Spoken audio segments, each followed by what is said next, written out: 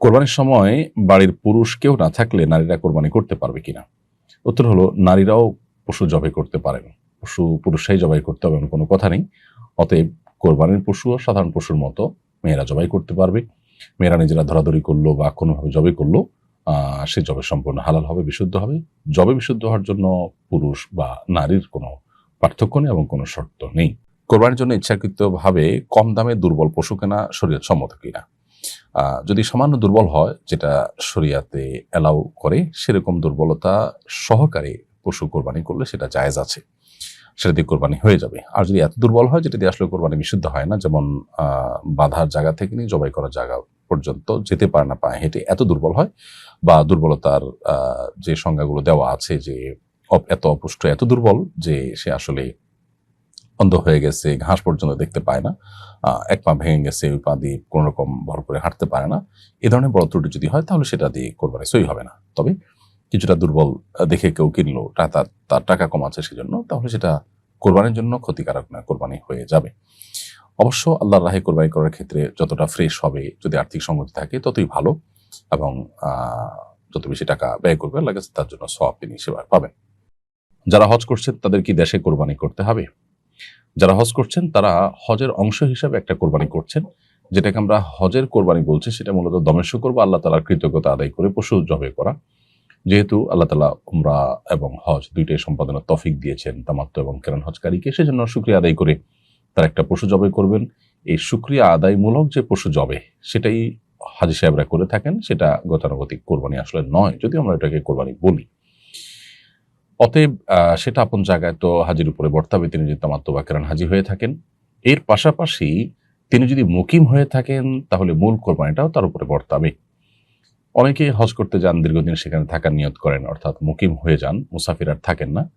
মুসাফিরের বিধানের বাইরে তিনি যদি থাকেন, মুকিম হয়ে যান, অনেকদিন থাকার নিয়ত থাকে, তাহলে সেক্ষেত্রে তার উপরে হজের যে কোরবানি অর্থাৎ দমে শকর বা শুকরিয়া আদায় করে যে পশু জবে, সেটা তো বর্তাবেই, পাশাপাশি কোরবানিও বর্তাবে। সেই কোরবানিটা তিনি যেখানে আছেন সেখানে অর্থাৎ সৌদি আরবে করবেন, নাকি দেশে কাউকে প্রতিনিধি হিসেবে নির্দেশ করবেন কাউকে কোরবানি সম্পাদন করার জন্য, সেটা একান্ত তার ব্যাপার। অর্থাৎ কোরবানি তার করতে হবে দমে শকর বা হজের যে কোরবানি সেটার পাশাপাশি।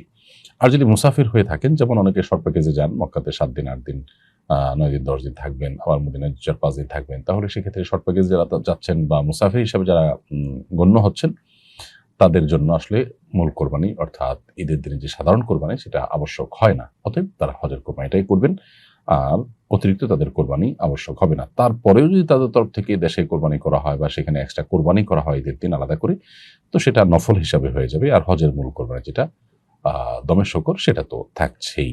এক পশুতে কতজন শরিক হতে পারবে? উত্তর হলো, একটা পশুতে একজন শরিক হবে যদি সেই পশু হয় ছাগল, ভেড়া বা দুম্বা। আর যদি সেই পশু হয় গরু, মহিষ বা ওঁট, তাহলে সেক্ষেত্রে সর্বোচ্চ 7 জন শরিক হতে পারবে। এই 7 জনের অতিরিক্ত যদি শরিক হয় তাহলে সেক্ষেত্রে সেটি কোরবানি হিসাবে বিশুদ্ধ হবে না। পশুর গোশত খাওয়া হালাল হতে পারে, জাস্ট কোরবানি হবে না। কোরবানি হতে হলে সর্বোচ্চ 7 জন হতে হবে, আর সর্বনিম্ন 1 জন হবে। অর্থাৎ 1 জন, 2 জন, 3 জন, 4 জন, 5 জন, 6 জন, 7 জন, যেকোনো সংখ্যক মানুষ একটা গরুতে বা একটা উটে শরিক হতে পারবেন।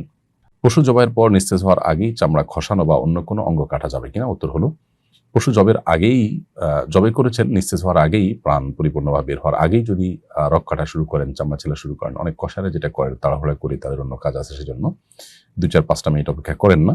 এরকম করলে সেটা মাকরুহে তাহরিমি হবে, গুনাহ হবে, কারণ পশুর প্রতি সেটা অমানবিক আচরণ হয় এবং পশুকে অহেতুক কষ্ট দেওয়া হয়। প্রাণটা বের হওয়ার জন্য অপেক্ষা করে প্রাণ বের হওয়ার পর তাকে কাটাছেঁড়ার কাজ শুরু করতে হবে। কোরবানির পশুর বয়স সীমা কত হবে?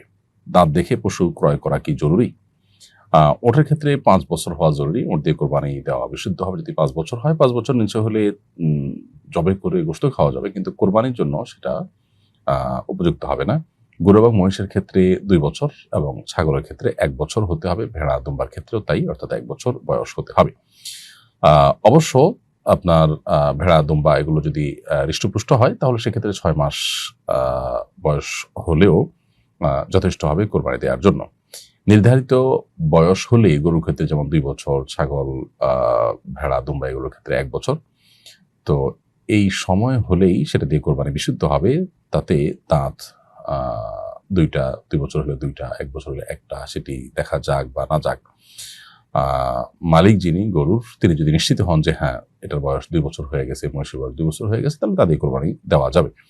দাঁতটা শুধুমাত্র আমাদের বোঝার সুবিধার জন্য। অতএব দাঁত না উঠলেও কোনো কারণে বয়স হয়ে গেলে সেটা দিয়ে কোরবানি দেওয়া যাবে। আর যদি এমন হয় যে দাঁত নাই কিন্তু ঘাস চিবিয়ে খেতে পারে, তার মানে সুস্থ সবল, তাহলে সেটা দিয়ে কোরবানি দিতে পারবেন। আর যদি ঘাস খেতে পারে না, দাঁত না থাকার কারণে এরকম অসুস্থ হয়, তাহলে সেক্ষেত্রে সেটা দিয়ে কোরবানি দেওয়া বিশুদ্ধ হবে না। শরীকদের কারো উপার্জন হারাম হলে কি সবার কোরবানি বাতিল হয়ে যাবে? শরীকদের মধ্য থেকে কেউ একজন হারাম উপার্জন থেকে যদি কোরবানি করেন, তাহলে সেক্ষেত্রে তিনি হারাম উপার্জন থেকে কোরবানি করেছেন, সেজন্য কোরবানির সওয়াব থেকে বঞ্চিত হবেন। নবী করিম সাল্লাল্লাহু আলাইহি ওয়াসাল্লাম বলেছেন, ইন্নাল্লাহা তাইয়্যিবুন লা ইয়াকবালু ইল্লা তাইয়্যিবা, আল্লাহ তাআলা পবিত্র, পবিত্র ছাড়া কোনো কিছু গ্রহণ করেন না। অর্থাৎ হারাম কোনো কিছু দান করলে আল্লাহ তাআলা সেটা গ্রহণ করেন না। বিধায় হারাম টাকা দিয়ে কোরবানি করলে সেই কোরবানির সওয়াব তিনি আল্লাহর কাছে পাবেন না। তবে অন্য শরীক যারা আছেন, সেই শরীকদের কোরবানি বিশুদ্ধ হয়ে যাবে। কারণ আল্লাহ তাআলা কোরআন কারীমে একাধিক জায়গায় বলেছেন, আল্লাহ তাযিরু ওয়াজরাতুন বিজরা উখরা, কারোর পাপের বোঝা অন্য কেউ বহন করবে না। তবে অন্যান্য শরীকরা জেনে শুনে হারাম উপার্জনকারী ব্যক্তিকে তাদের সাথে শরীক নেওয়া তাদের জন্য জায়েজ নয়, উচিত নয়। তাদের অজান্তে কেউ যদি হারাম উপার্জনকারী তাদের সাথে শরীক হয়ে যান, তাতে তাদের কোরবানির অসুবিধা হবে না, অর্থাৎ তাদের কোরবানি হয়ে যাবে ইনশাআল্লাহ তাআলা।